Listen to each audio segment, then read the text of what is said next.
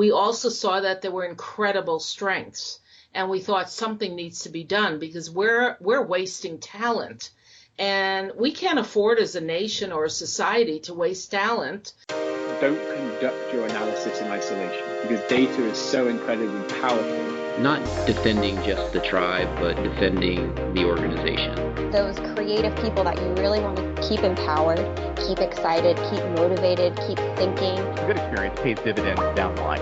Stereotypes tend to break down in proximity. Welcome to We're Only Human, a podcast about human resources, business, technology, and the workplace. My name is Ben Eubanks, your host, and I'm so glad you're here.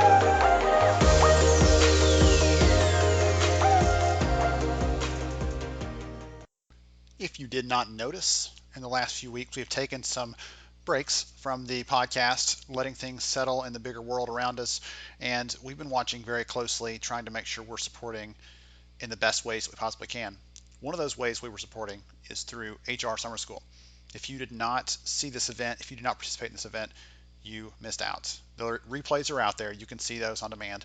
But HR Summer School was a tremendous experience, a tremendous event.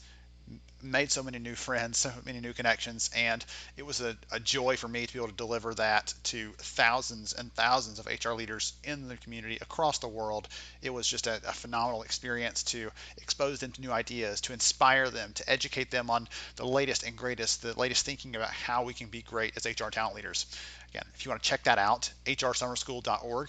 One of the themes in the event, though, we talked a lot about inclusion and diversity and how those things work. And today's conversation is actually going to dig into that around the concept of neurodiversity, looking at those individuals who have different neurological capabilities and how to leverage those in unique and interesting ways. It's an interesting conversation. It's a fun way to bring us back from a little bit of a break for the podcast, and look forward to some really exciting and fun new episodes coming up very soon. I'm glad to be back, and I hope you are as well.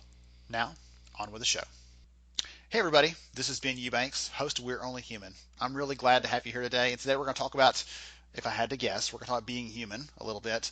You know, in the last few months, we've talked about some deeper looks at inclusive hiring, how to get better at that with a couple of our guests.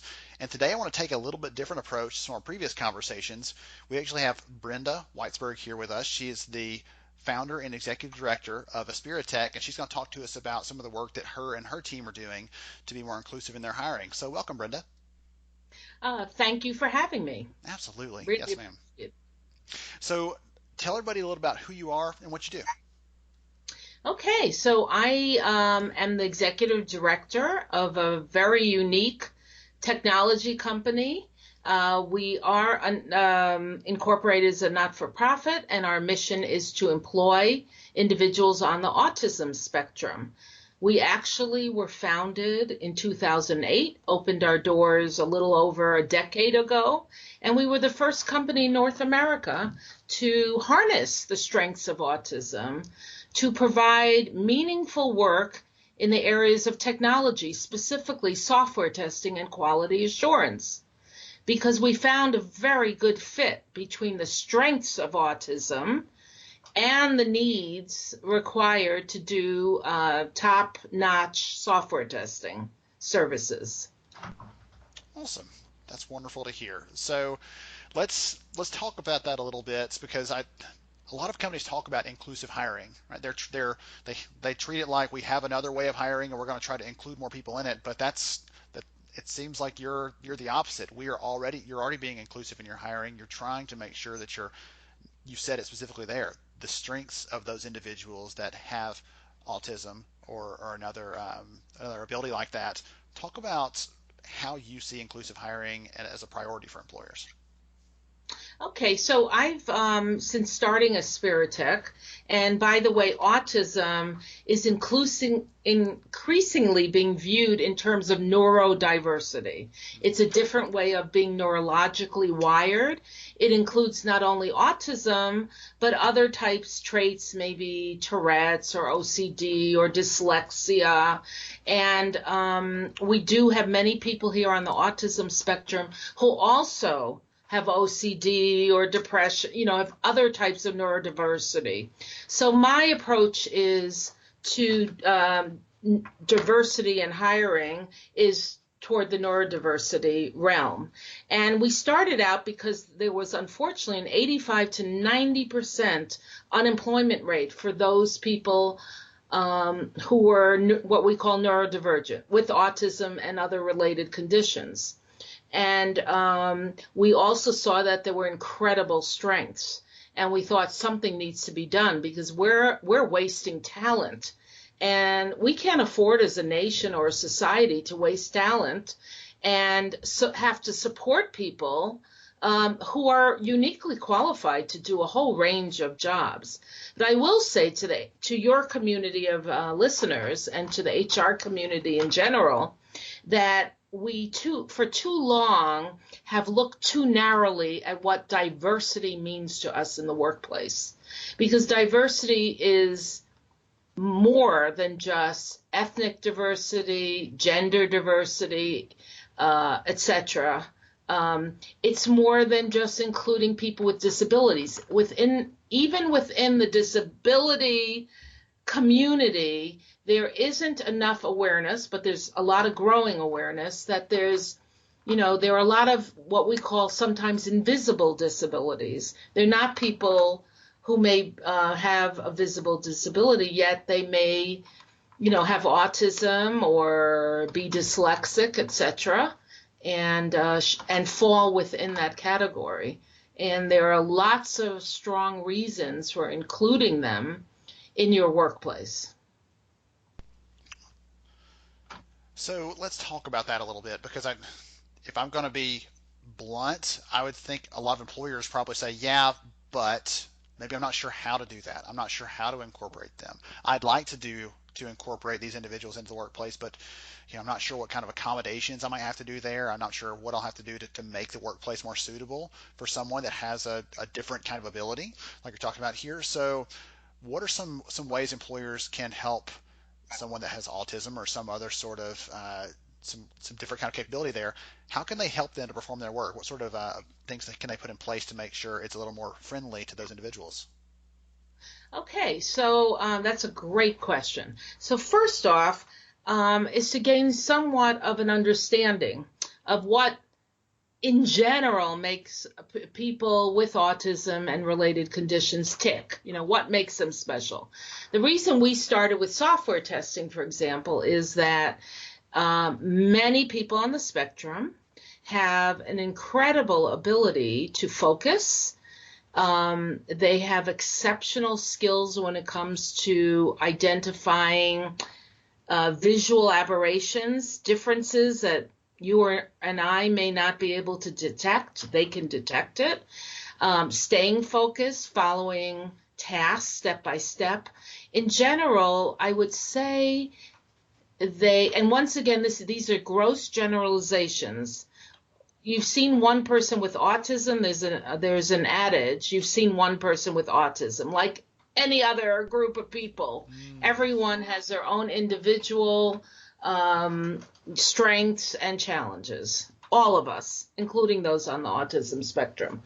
But these abilities to focus and this attention to detail, and they make great specialists, like really specializing and becoming subject matter experts, rather than, I wouldn't say overall they're great at multitasking and generalizing, but you have specific jobs where they could hone in on, awesome.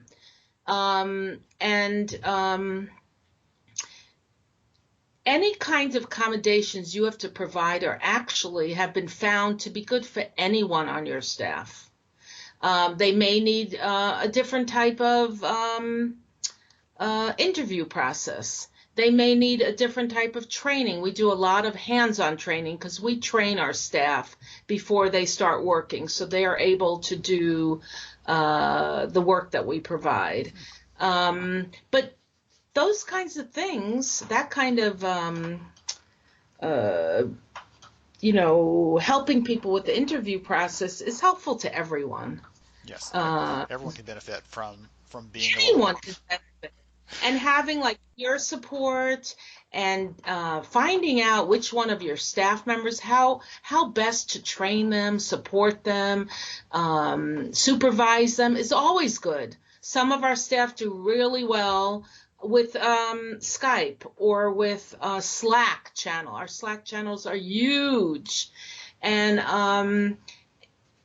others need verbal directions written out. So you have to find out what each person needs. Some people might need a few things. They might need the work demonstrated and written out. But how many other staff do you work with who could benefit from that too? Like, let's find out what people's learning style is, their optimal work, let's find people, coaches within.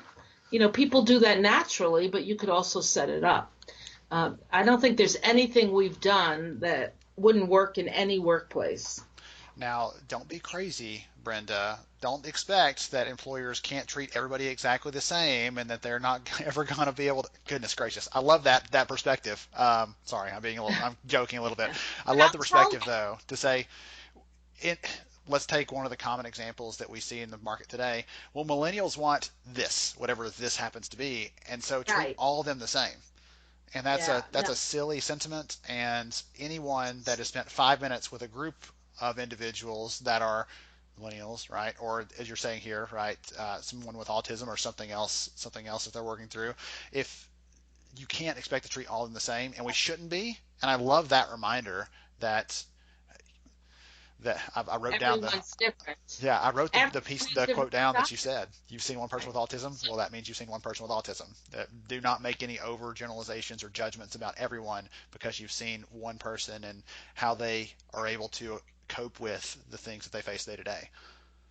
And I will tell you, now I set out to found this company to solve my own problem with my own son, who is now 40.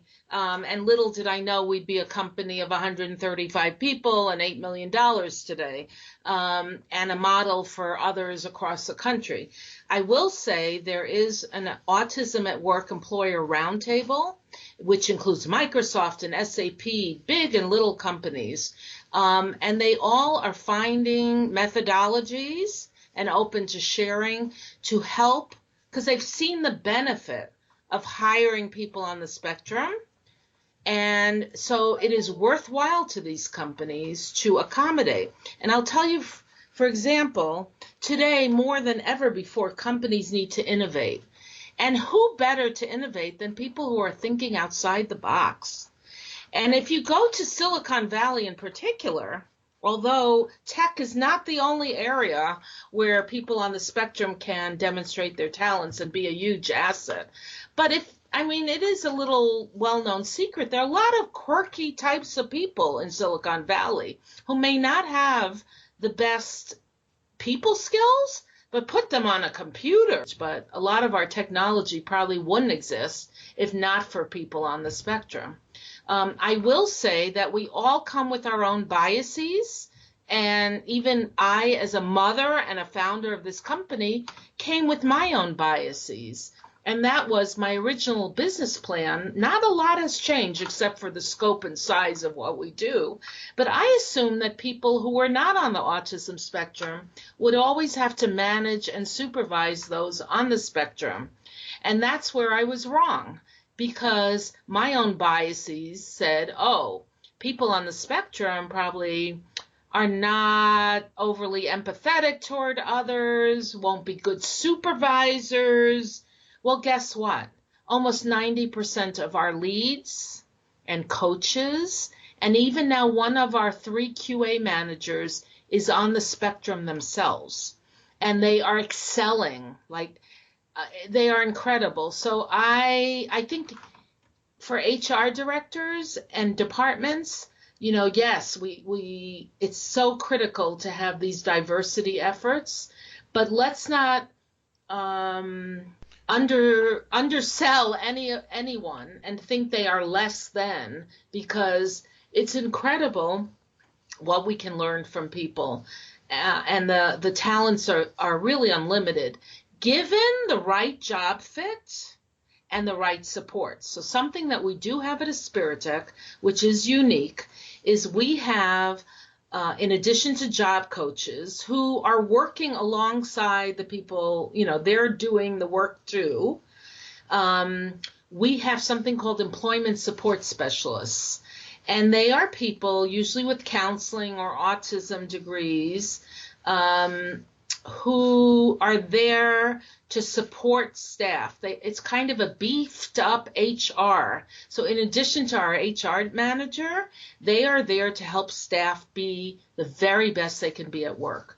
They step in, and based on need, they might meet weekly, bi-weekly, or monthly, even for very short periods of time, to just ask, how are things going? Anything you don't understand? Anything I can help you with? They can provide accommodations.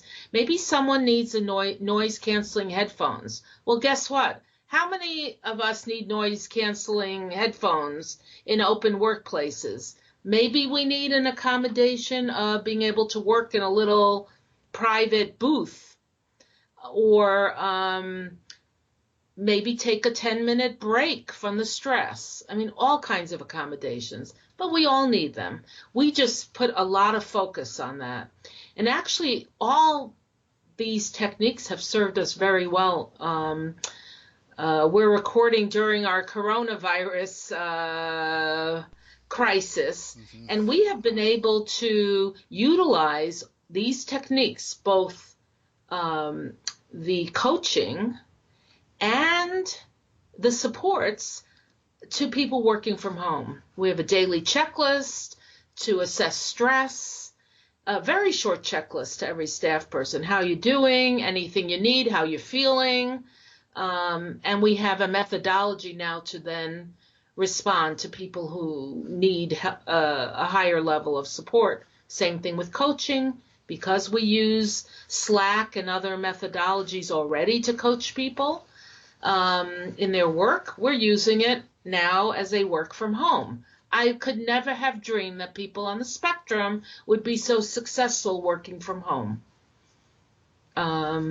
without, someone physically present to help them. And it's working out really nicely so far. So I think we have an untapped potential, an untapped talent source of people on the spectrum that I would highly recommend to companies to consider tapping into. There are resources to help you, like the Autism at Work Employer Roundtable. You could check them out. They're under Disability In, and they have resources.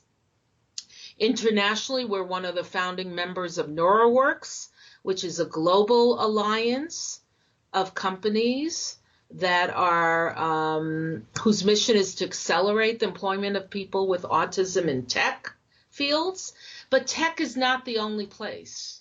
Companies are using talent in many other departments, in accounting, in all kinds of departments.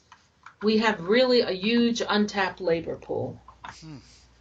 I love that. I'm glad you pointed that out too, because some of the use cases that I've heard of personally in the past are around software development or software testing, some of the same kind of things that your team does at Aspiritech. And so that made sense to me logically that would be a focus area. But like you were just saying, accounting, that's very, very, very logic based. There's a process, there's a path that you walk down, there are certain steps you have to take.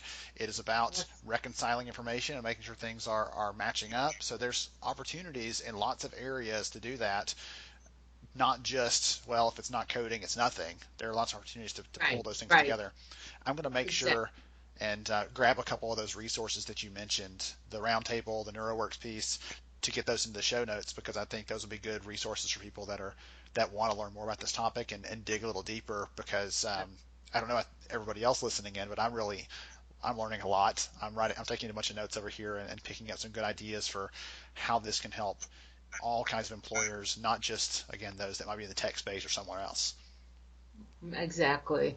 Awesome. And any kind of work that requires step-by-step. I mean, look, people are now turning to us to see if we could help with TSA work, like people who have to stare at x-rays of cargo and AI work, I guess that's more technology, but there are people all over. They're using people on the spectrum with different abilities in warehouses. I know Walgreens has a long history of doing that. All kinds of jobs. So let's not limit ourselves. Let's look at each person as an individual, at their unique sets of strengths and challenges, and figure out how best they could fit into our companies, because we have a 10-year-long success rate of doubling almost year over year. And we started in bad times in 2008 where there was no seed funding, and have come quite a long ways. So 93% of our revenue comes from our client work. And we only use that 7% of philanthropy to pay for some of our support service. We also have social programs, not only for staff after hours and on weekends, but for the general community. But our client revenue covers all our work and infrastructure, and then some. As you were talking a minute ago, one of the things that popped in my head, there's a study that I actually wrote about in my book about how they were trying to figure out if doctors or AI were more accurate at identifying cancer cells. And in that study I referenced, they had doctors look at the cells and they were, say 94% accurate. They had the AI, the algorithm kind of scan it, and it was lower 90s, 92% accurate. But when they put them together, they were almost 100% accurate. And as you're talking there, I'm thinking like that attention to detail, that focus, that intensity that they have to really target something and watch it through the end. That is not a strength of mine. I know, I'll admit that, first and foremost. Yeah. And my kids will tell you that's not bad strength. But for someone who has that strength and that capability, that helps us to make sure that in that example, right, that's a job you might not assume that someone would be suited for, but they can be the ones making sure that the algorithms are accurate and spot checking those things and testing those things, just like they're doing with other software in other sorts of spaces. They can be checking in other sorts of media and other applications. So there's so many use cases and opportunities to really wrap them into the workforce in a more full and kind of expansive role than they've often been relegated to in the past, I would say. Exactly. I mean, my son was relegated to collecting carts and bagging groceries after finishing a 4-year college. And there's nothing wrong with those jobs. I've done all kinds of jobs. I went to an agricultural high school overseas, but it wasn't a good fit for him. He needed to be on a computer or with technology. So I think when we started out, we were competing with offshore alternatives. So I think we also need to think about the fact that we have qualified people here who could be doing a lot of the work that we offshore. And then you don't have the IP issues, and you don't have, for the most part, generalizing, people on the spectrum are very honest. They're not stealing anyone's IP, and they tell you like it is. So if you want staff who are going to tell you what you're doing right and what you're doing wrong, that's also a good thing, because we need to hear it from our staff. They're very honest. So I think in terms of safety and security, I'm hearing from some of our colleagues in Europe, do you know what people on the spectrum are being used for? They are analyzing police CCTV scans and finding criminals in the Netherlands. They're helping airport security in Belgium. They're in Korea helping Korean car makers annotate video for self-driving cars. That then goes to machine learning, like what you were describing before. Mm-hmm. There's a lot of areas. So please think about, 1 to 2% of our population are on the spectrum. The latest CDC prevalence rates talks about 1 in 59 8-year-olds. We think that's probably across the board. of those 1 to 2% of our population, about half have average to superior IQs. That's really the people we target because we expect a pretty high level of independence. So that's like 1% that's a huge portion of our population, a huge untapped talent pool. And now we're learning some of them can work remotely. So even in rural areas, there's talent. People who maybe cannot physically get to our office may be able to work remotely. And Awesome. We will benefit. We will be a stronger, better society for it. Yes. And be much more innovative. Our people really think outside the box like no other. I love that. That's the essential benefit of looking at neurodiversity, is bringing those different perspectives to the table, seeing things that you or I wouldn't see potentially, or someone else wouldn't be able to see because they see the world through a different lens, Yep. through a different perspective, and that's a valuable thing to bring to the table. And actually, we have studies that show that people on the spectrum excel at developing creative and novel ideas. This is backed up by recent research, as well as their ability to detect imperfections, also research-based. And I can provide that for any of your listeners, provide you with links. Well, excellent. So that brings us to the question I was going to ask you to kind of wrap this up, because there's so many good takeaways and ideas here. If someone wants to learn more about Aspiritech, wants to connect with you, Brenda, and learn more about the work you and your team are doing, what's the best way to do that? Sure. So anyone who wants to connect personally with me or have me redirect your email to somebody else in our company, just write to info@aspiritech.org. It goes to me, and I will redirect questions and answer you too. And definitely our website is aspiritech.org, and that's aspiritech.org. Spirit is at the heart of what we do. Connect with us. We'd be happy to share anything we know, because that's part of our mission, to help others do what we're doing, employ more people on the spectrum, harness their strengths. And make the world a better place, it sounds like, right? Absolutely. Awesome. Brenda, I really appreciate you taking the time out of your day to join me for the conversation today, to share some of these ideas with us, things that I did not know, and I'm sure that most of the audience is probably surprised to hear as well. Thank you for the great team the great work that you and your team are doing as well. I think it truly is. I'm not just saying that, making the world a better place, and I'm appreciative for people like you. Thank you so much, and thank you for the opportunity. Awesome. To everybody else, thank you for joining us on the show today. I'm Ben Eubanks, your host, and we'll catch you next time. Thank you so much for joining me on the show today. I'm honored to have you as a listener. If you enjoyed this episode, please take 10 seconds to rate it at iTunes, Stitcher, or wherever you listen to your podcast.